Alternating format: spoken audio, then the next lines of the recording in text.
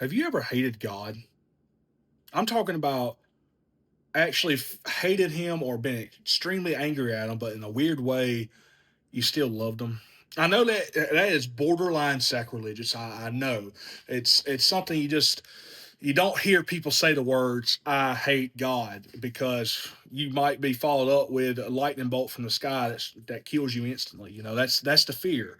That's the thing. But I want to be real. Have you ever felt like God was silent when you're screaming the loudest for help? I mean, you can laugh all day long, you can make fun of me, but that's a real thing. Every one of us goes through situations where our life is falling apart. We feel like He's asleep in the biggest storm of our life. He's absent when just the entire world in front of us is falling apart. You can be real. You've been there. I know I've been there. Just felt angry, betrayed. I mean, even I found myself at a point where I was even hating God. You might ask, how do you get here? Is there a reason for it? Does He just don't care? You know, about 4 or 5 years ago, my dad, he got real sick. And at the time, I was praying and praying, fasting. I was doing anything that Bible said to do for my dad to receive a miracle. I didn't want to lose my dad. He's my hero. But he died. He was God was silent. He did not help the situation at hand. I got through that, and it took me a little while, but I started to understand that my dad lived a long, hard life. He did not treat that old body well. I love him. He goes down in my history books as a good man, a great man, but I'd be a fool to think that he was a health nut and just took care of himself throughout all the years. His body was just wore out. So could I blame God? No, can't blame God for that. No, there's there's scars to our sin. I heard my pastor preach that one time, and it's a beautiful message. But also the last year was probably the hardest time I've ever been through in my entire life. Within 45 days of each other, I lost roughly 45, somewhere in that time frame. I don't know. I'm not a mathematician. I lost my grandfather, my great grandmother, and my mom. During this time, other little incidents were occurring. I mean, just everything was, if it could go wrong, by God, it was. And I felt so betrayed by God. I felt like I was His personal punching bag. I mean, let's be real here. You ever felt that way? You ever felt like you just can't get a break? If it's not one thing, it's another. That mentality. And of course you got good hearted Christians, good hearted people that's just telling you that keep on pushing through. Keep on hold the fight. God's with you. And don't get me wrong, He is. He is there, but you don't see it at the time. I promise you that. During those traumatic 2 months time frame, I was trying to live right. I wasn't doing anything wrong. I thought I was in a good place. So why would God be punishing me? At least that's what it felt like.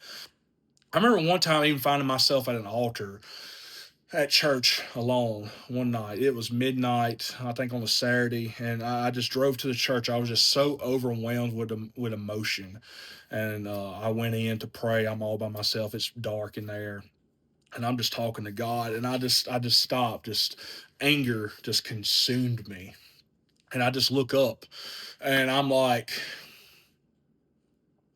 God, if you really cared, then where the f are you? Of course, I said the actual word. I'm not going to say it right now because I actually try not to cuss. But at that time, full of emotion, full of anger, full of betrayal, I was so past upset with God. But I still loved Him. Hear me. Hear me. Now, If he was the God of the Old Testament that you read about, and even a couple cases in the New Testament you'll find, as soon as I said that, there should have been a lightning bolt from heaven, an ice cream truck, an AK-47. I don't know. Something should have struck me dead on the spot for saying that. I was angry at God. I borderline hated him. I may even found hatred during the time. And these feelings festered for months and months and months. And the thing is, even though I felt that way, I still loved him. I felt guilty for feeling that way. I ran from God for about a year. Anytime people mention him, his goodness or anything like that, I got annoyed. And then in the back of my mind, I was annoyed with myself for being annoyed at that. But I never quit because I knew I did not want to go back to my old self. I seen the person I was 7 years ago versus today versus last year, 3 years ago, different mentally, spiritually, emotionally, the way I talk, the things I'm involved with. I just not the same person, and it's not me. Promise you, it's not me. It's God. Now, don't let me try to paint that I'm a perfect saint to you, because let me tell you, lots of mistakes, lots of screw ups, dabbered with a lot of things I should have left alone that ain't real Christ-like, but didn't stay there. But what I'm trying to say is, I found myself angry and hating God. Now, in the South, like I just got to say, is that's such a taboo phrase to say. You tell someone you find yourself hating God, and they'll give you that look, and they should. You shouldn't hate God. You can have the emotion of it, but you better not have the mindset of it. That's two different things. That's why they say don't act on your feelings. But even in my feelings of hatred and anger towards God, I still loved him. It's kind of like the best analogy I can give you is, you ever get in trouble as a kid, your parents spanked you or grounded you, did something, you got discipline, and you was so angry, especially if it was something you didn't even do. They didn't believe you for some reason, and you would get so angry. You might even borderline hate them for what they did to you, but you still loved them, still respected them. I think most of us can say we've been that kid before, and that's where I found myself. So again, don't act like I'm different than anyone else. Have you ever yelled at God in your heart? I mean, it's okay to admit it. I have to wonder what even the people that walked with Jesus did in some cases. I know first story that comes to mind was when the disciples and Jesus were on the Sea of Galilee, and a violent storm came. You got to understand that all these disciples were experienced fishermen. Sorry, I need to buy a vowel. Can't talk right. Uh, but when this storm came, they began to panic. Now, if they were fishermen, yeah, hear me out. This ain't the first time they've been out to sea.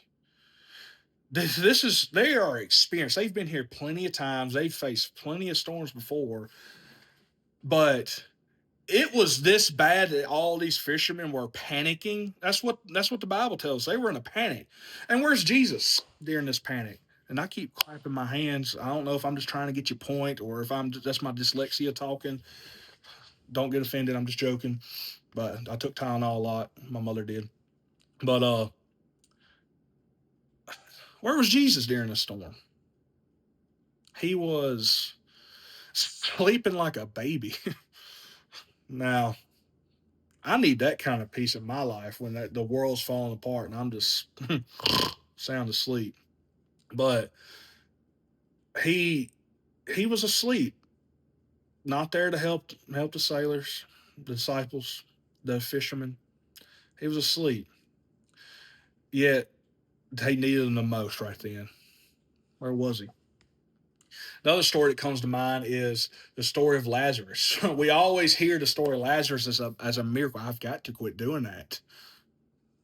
But we always hear the story of Lazarus as a miracle of he was raised from the dead. But let me offer a different perspective on it. Not trying to take away. It's a great story. He raised from the dead. It's awesome. But John 11:3, it tells us that when Lazarus was getting sick, his two sisters sent a message to Jesus. Jesus was in another town. And the message said, Lord, your dear friend is very sick. The problem with that is that although he loved his friend, he decided not to go and rescue him. He was, as you would say, silent in his dear friend's time of need.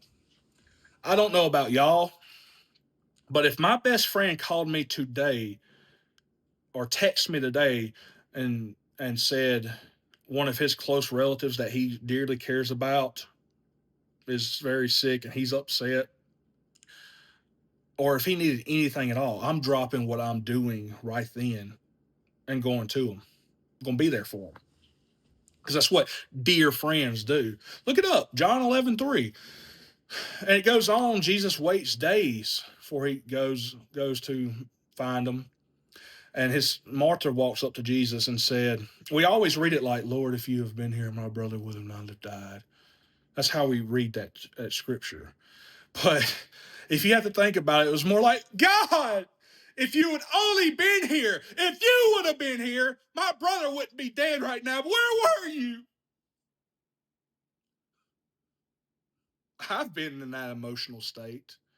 When you are crying the loudest, it's like God is being the most silent. That silence leads to anger. It can lead to feeling betrayal. Betrayal leads to hatred. Hating God leads to numbness. These are real human feelings that we all face.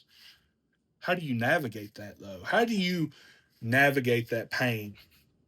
Everyone, everyone I know loves to use the story of Job for bad situations. It's honestly so cliche. I don't mean to talk bad about anyone. It's a great story. Love it. But there's more to that story that no one really focuses on. What about Job's wife? You know, it sits there. We talk about how Joe lost his house, his kids, his wealth. I mean, everything. He got sick, everything. He lost everything. But so did his wife. Do you not think that his wife loved her kids, his kids? Do you not think his wife loved having money to eat and buy things and do things? You know, the story of Job paints two realistic mindsets for when tragedy hits. Job goes on as he's being condemned by his wife, and he says something like, "Must I only accept the good things? I mean, if God's good, I mean, I can't just be angry at the bad times. God's still good during the bad times." And that is a powerful mindset. The other mindset was the mindset of Job's wife, where he was like, or she was just like, why don't you just curse God and die? She's her faith has dwindled. Still believes, still believes there is a God, because she said curse God and die. So she hasn't lost the faith there is a God in the heavens. She's just angry and full of hate, probably. I've been there. One mindset, the mindset of the Job, is the goal. That's what you want to reach for. But you have the mindset of Job's wife, and you hold that faith until you get to the mindset of Job. Now, Job's wife may have had the wrong mindset, but the story shows that she receives all the blessings back that Job did. She held her faith even through her intense emotions and anger with God. She holds it.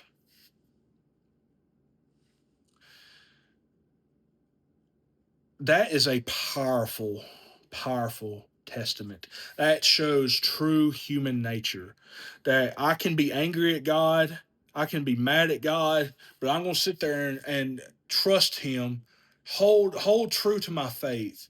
Even what little bit is left. I know I've been in a place where I didn't believe much at all except He existed. I didn't believe He was going to save me. I didn't believe He was going to take this pain away. All I knew that He was up there in the sky, but He sure didn't care to listen to me, poor old little me. That's what I believed. But even just having that has some fate. The thing is that you can't stay there. You have to start shifting your mind. Not Galatians, Revelations 3 is probably the best example of what you have to do when you find yourself in these intense emotions. And Galatians chapter 3, it's a message to a church who has lost their faith. Go read it. Start at verse 1. And but it says they were still trying to live righteously. Their bodies were alive, but their spirits were dead. On the outside doing works, living day-to-day life, you may not be going to do all kinds of debauchery and sin, but you're still dead on the inside.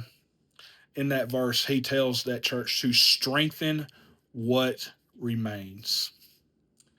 That is a prayer that I said over and over again through this past years. God, my faith is low, but I need you to strengthen what remains.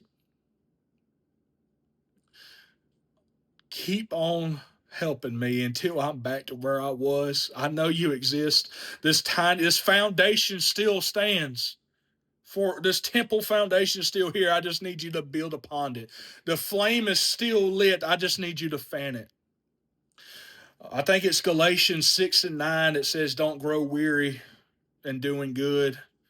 I may be wrong there. I know for me, another verse that helped me get through it was Psalms 34 and 18, and it said, God is close to the brokenhearted. He rescues those whose spirits were crushed. And let me tell you, I read that a few times while I was in these intense emotions, and